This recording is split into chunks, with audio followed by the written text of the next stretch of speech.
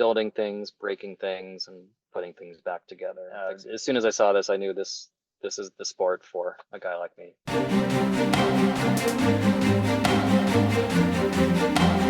Hello, and welcome to TechDiff Talks Episode 3. I'm Pierce, a builder and designer of Team 7172, and our guest today is Jason Bardis, a former BattleBots judge and winner. He's also worked on the NASA Mars rovers and is currently a senior principal engineer at the Middle Center of Excellence at Edwards Life Sciences. So my first question is, how are you doing today? It's a good question. Hi, I'm happy to be here. I think this is really cool. I'm doing well. It's a holiday. My daughter's in the gymnastics building behind me, so it's a good day. These days I'm not as active with the robots. I've got kids, but one of the things I like to do, which I hope we'll touch on, is trying to get younger kids interested in the exciting world of robots that I've enjoyed for the last many decades. So I'd like to tell you and our audience about gracious professionalism, which is an essential part of the first tech challenge. To me and our team, gracious professionalism is working with your team and other teams in collaboration while keeping the competitive mindset in order to maximize the amount of learning and collaboration and fun that happens at these tournaments. After hearing about gracious professionalism, how have you seen any instances of it in your workplace and your daily life and your job? That's a good question, and that is a really good set of values that I'm glad first instills in competitors, because that does pay off in the workplace. I'll give a compare and contrast pair of examples, which is at my previous job, I had what you would call silos. They're trying to break down the silos, and you would have a very good amount of depth of information on this topic and on this topic and this topic, but for various reasons, there might be some competition or lack of collaboration between those silos. I had a manager for a while who would bristle when other departments would ask me or my colleagues for help on one of their projects, because we had some expertise that would have been helpful to another group working on a project. And we're all working for the same company, but his explicit directions were, don't spend more than 5 minutes helping anybody else. That was at a previous job. My current job here at Edwards Life Sciences, I think they get it a lot better. It's encouraged to help out other teams. I've spent a large fraction of my time doing design work for another team that doesn't at all benefit my department or my manager. We all are all on the same team. We're all working for the same people. I'm very curious. Can you tell us a little bit more about yourself and what you first got you into combat robotics and just robotics in particular? Yeah, absolutely.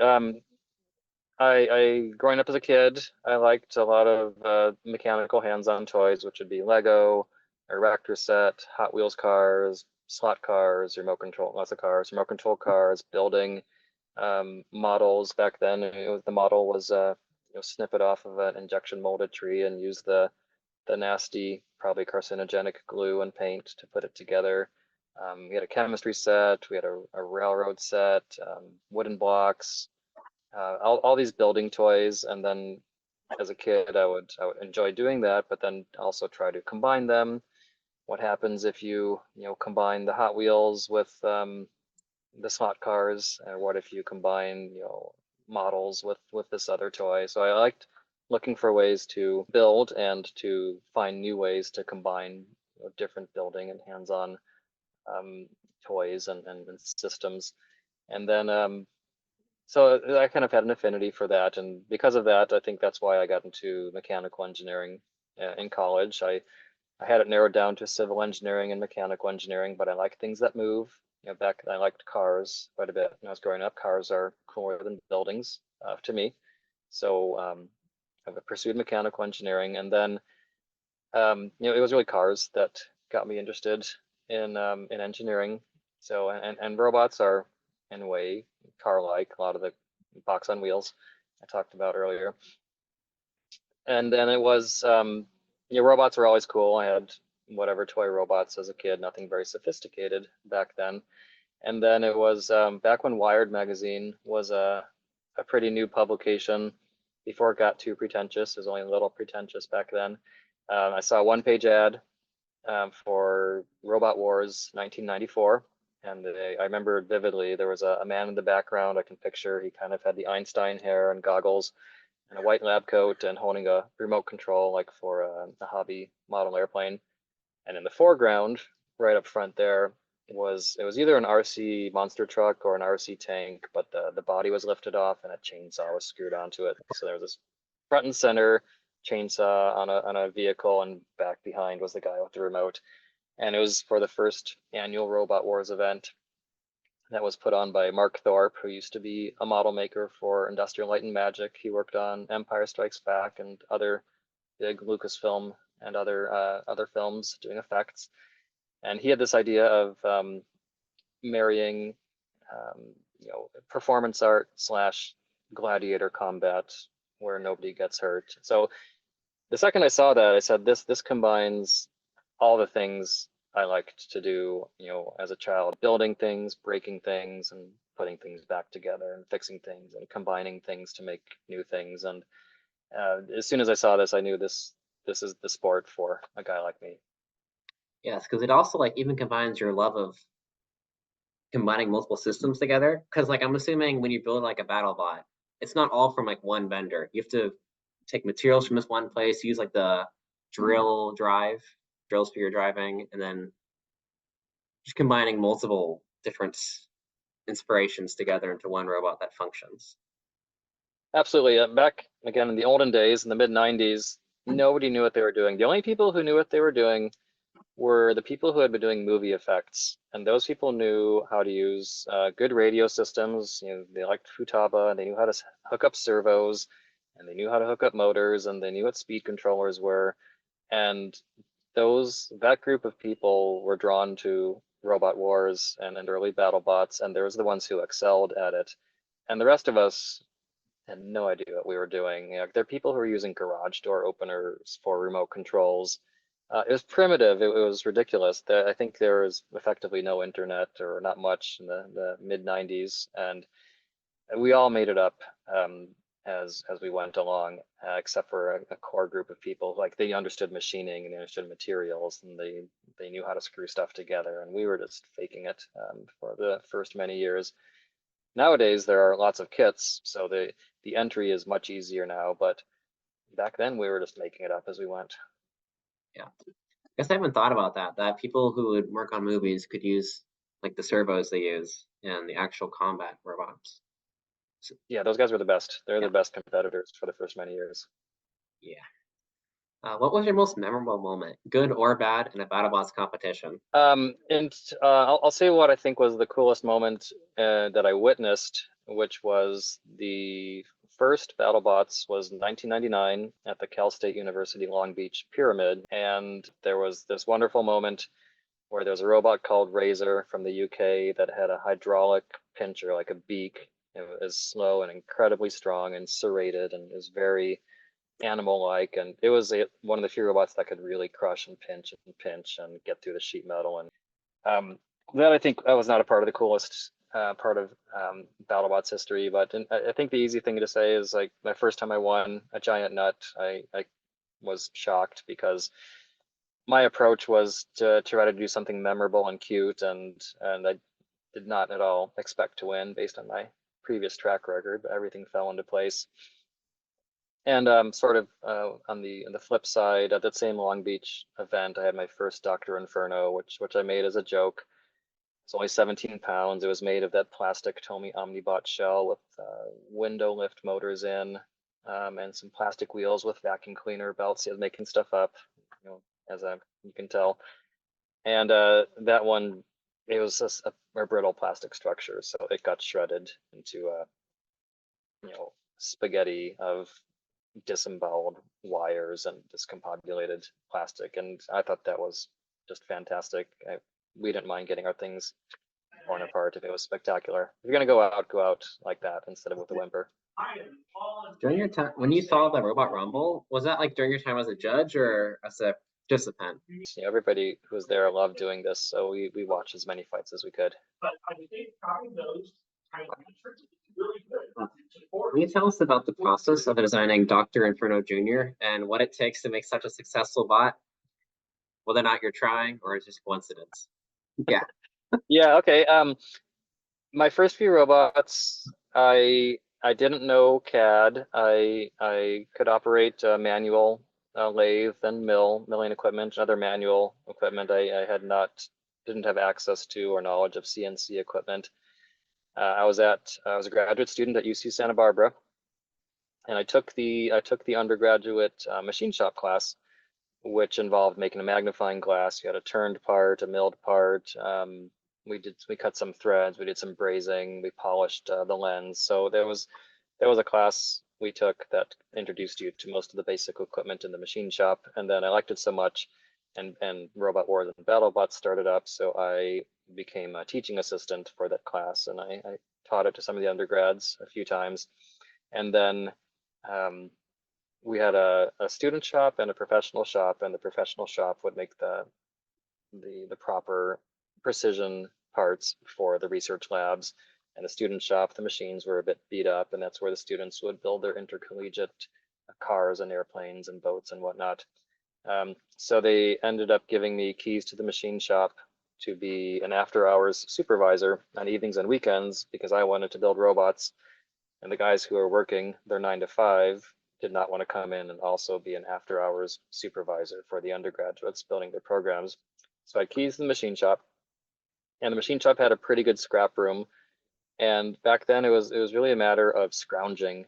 So I built based on what I could scrounge from the scrap room or from my lab. The first time I built Dr. Inferno Jr., I was working in the composite materials lab, so I had access to carbon fiber panels, and I could make carbon fiber panels in the autoclave in our lab. That's what I was studying when I was, that's what I was supposed to be studying when I was building robots. But robots were in many ways more educational, more fun, and more lucrative, paid off more.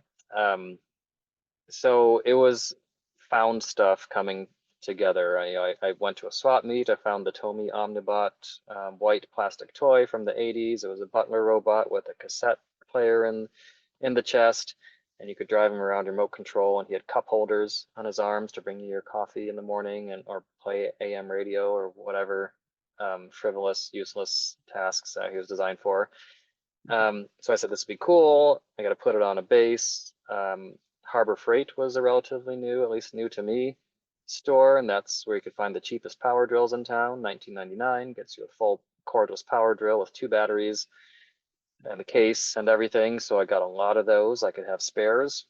You know, the DeWalt's were the nicer, more expensive power drills people were using, but I was in college, so I had Harbor Freights and I had lots of spares because I could afford at 20 bucks a piece. That's a sweet deal. And it really came about organically. I didn't have you know, a CAD package. I didn't have much beyond a few scribbles. I did at that point. I was still manually, you know, milling all of my parts and you know, bandsawing, drill press, you know, primitive tools. And I would use in one case I hadn't started using, we had Creo Parametric, or which was Pro Engineer. I hadn't started using Pro E yet. I was using graph paper. I had 1-to-1 graph paper with 0.2 inch per box. And when I had to make a little claw shaped mount so that the motors would not spin, it would lock them into place clocking wise. So they could transmit torque through the wheels without the gearbox just back driving. So that one I did my 3-view drawing, old-fashioned style, pen on paper, pen on graph paper, and that was the most sophisticated part I made for that robot. And the rest, I just would get my parts, put them on a table, and get on the mill and start cutting and measuring on the fly and putting stuff together and then filing the stuff that didn't fit. Do you wish that you had learned CAD software or some sort of modeling software for your earlier years in BattleBots? Not so much. I think it's some of the charm of something that's handcrafted. And you know, CAD is a great tool for doing something, you know, pretty slick and glossy and sophisticated. But in those early days in Robot Wars, especially, like, you know, a lot of the robots were very clunky and they're clearly handcrafted. People used shears and sheet metal and rivets and just you know, vices and hammers to form, and it's almost like a blacksmith forging something by hand that's bespoke and has a little bit of your heart and soul in it instead of something that's cold and optimized and all. So the next robot I built after Dr. Inferno Jr. was Towering Inferno, and that was a big 220-pound robot with some complicated geometry. And that one I had to go with CAD on that. There was no way to fake that one. Yes, that's something that if you get it wrong, it would be really expensive to recut and everything, right?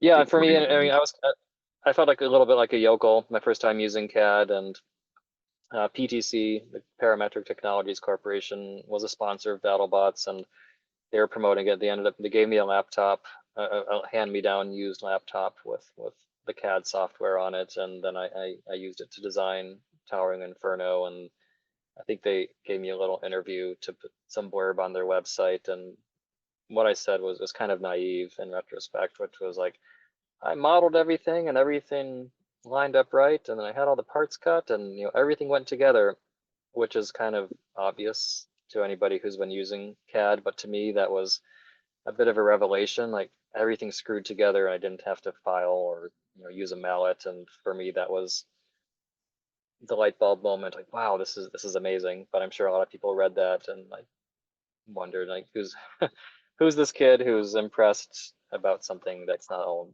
that impressive. But it did its job. It was able to precisely make the parts. Yeah, Oh, and then obviously, yeah, and then I could balance the weight. Your weight budget is pretty easy to do when you get in these big projects. If you have your density entered, it computes your weight and you're spot on. when you were designing the robot, did you go through a lot of iteration on things like the drivetrain or like the overall structure? Or did you just design it once, draw it out, and then just yellow it and just make the robot, see how it works? Yeah, I've used different paths, make it up as you go. We were talking about Towering Inferno, so I'll talk about that. And that one, I'm proud to say I actually busted out my Lego Technic set before I went from whiteboard to Technic, and that robot I wanted to get away from the box on wheels, and I had an idea that I hadn't seen before, and it was maybe not effective, but it was unique, and I wanted to test myself and see if I can do this and maybe wow some people. And that robot had one long shaft going left to right and two giant wheels mounted on bearings to independently spin. And then either end was a very large hammer that was chain and sprocket driven from within one of the wheels. So it was really two separate robots on a common shaft with nothing connecting them electrically from the left wheel to the right wheel.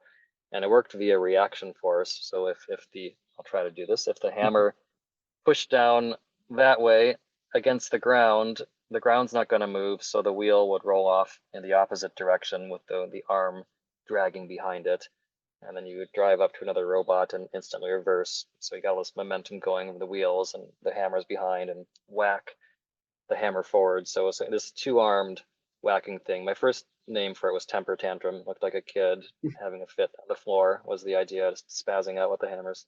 I didn't even know if this idea would work. So first I built it in Lego, and then I started getting cardboard and paper together and doing cutout paper models, trying to figure out some of the geometry, and then it was CAD, and I convinced myself on this one I couldn't really iterate because it was too big and expensive. So I took a lot of care in the 3D CAD. I didn't know how to do drawings at that time. I had a local machine shop sponsor who was very patient with me, and I gave him the worst drawings ever with no tolerances, and I had no concept of how many decimal places I should put down.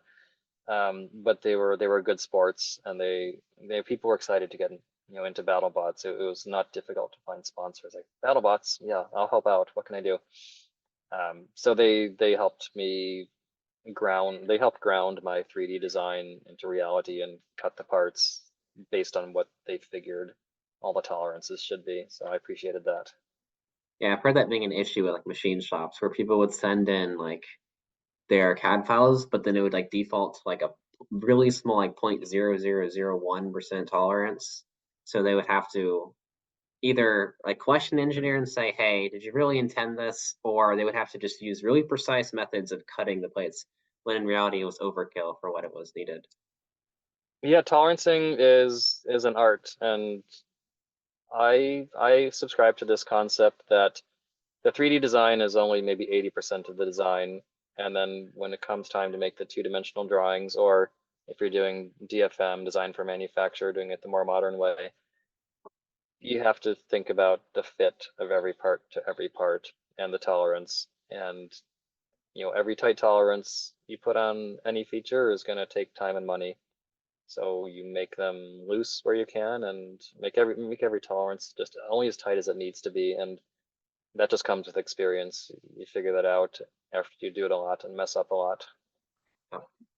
Now, after your time competing with your robots, how were you able to, or how did you transition from being a competitor to a judge of BattleBots?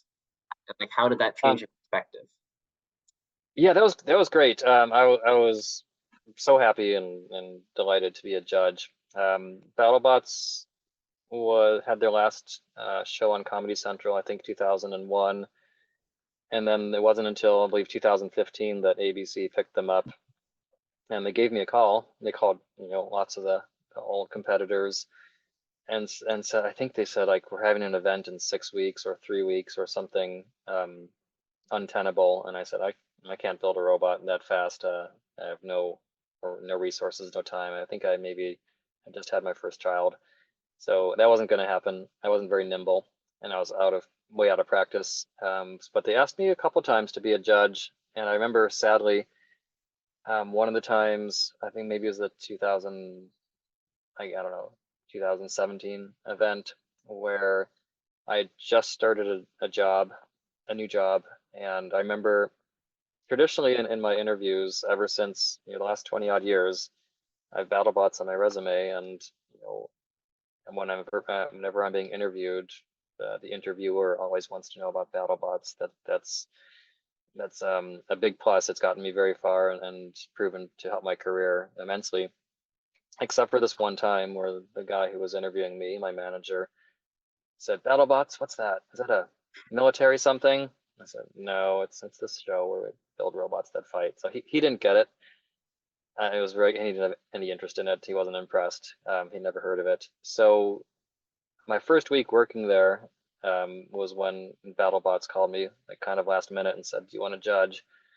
I said, "Oh, I'm just starting this new job, and if you're asking me to take a week or two off, my manager's never even heard of BattleBots. He's not going to get it. I think it would probably not go over very well." First week of work doing that. So we've been in touch a few times, and then I guess it worked out in whatever it was, I don't even know, 2018, 2019, when I judged the first time. Everything lined up. The event was in Long Beach, which is not too far from where I live in Irvine, and my kids were a little older. And I had competed in 2016, which was pretty grueling. So I think my family was supportive, and they know how grueling competing was, and logistics wise, judging is a lot less of an investment. Absolutely, before the event, it might be some studying, some meetings and such, but it's not grueling building and all-nighters and maxing out your credit cards and staying up late every night. So it's really nice. It was really awesome to transition.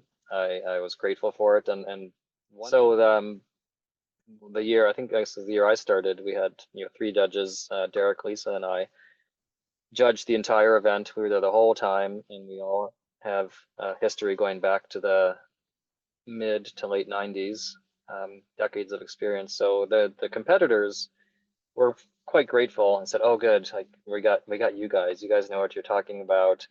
You guys have been around for a long time, and you're staying in your seat for the whole event, so we can expect consistency, and we can expect that you guys know what you're seeing."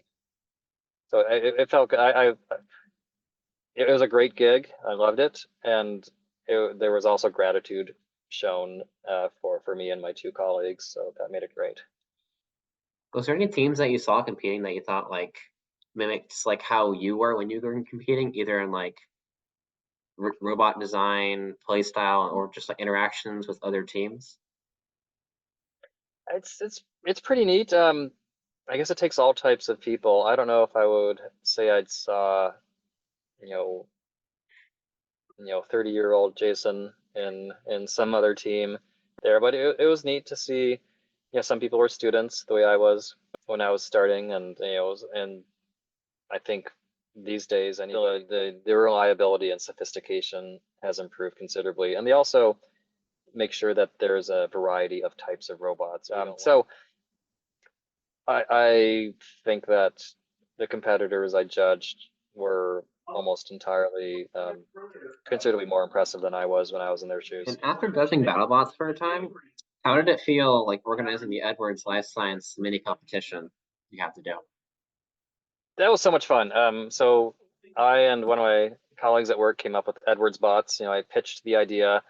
Um, our company, I had good things to say about them earlier, about how we were generous about sharing resources, and that company gets a lot of things that a lot of companies don't get, and one is treating its employees very well.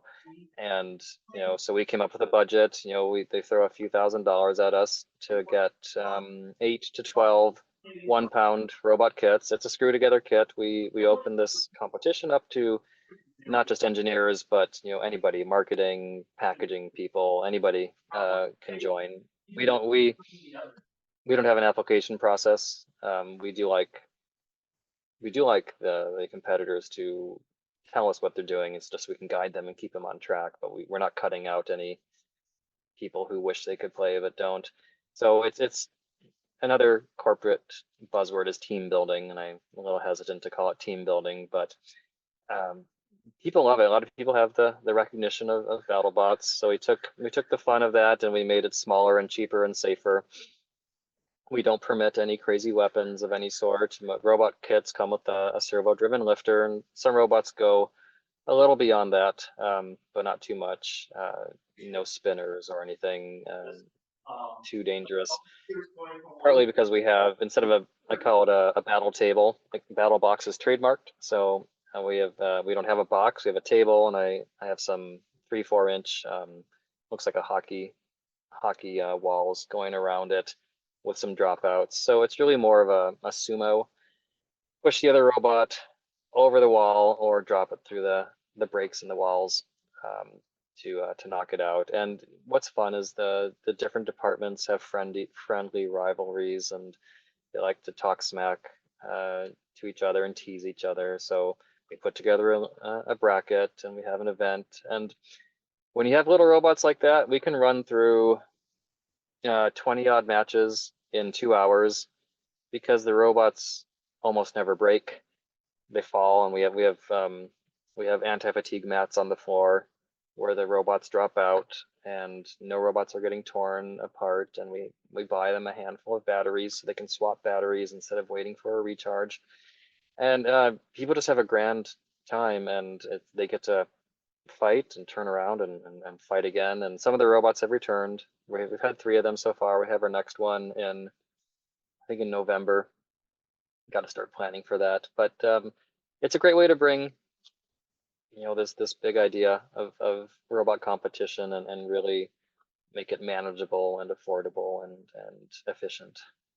That sounds like a very fun way of like not even like continuing like robotics, like combat robotics, while still like demanding just a team aspect that you're able to work with other people, build a robot, but also you don't get the downsides of having like massive budgets, safety hazards, like organization, all those logistics that are pain to organize.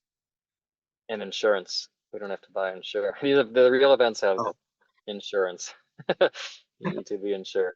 Yeah, so I handle the technical side. I spec all the parts. I would make sure they get ordered, and when the parts come in, I do a quick check of every battery and servo and radio, and I pair the radio transmitters to the receivers.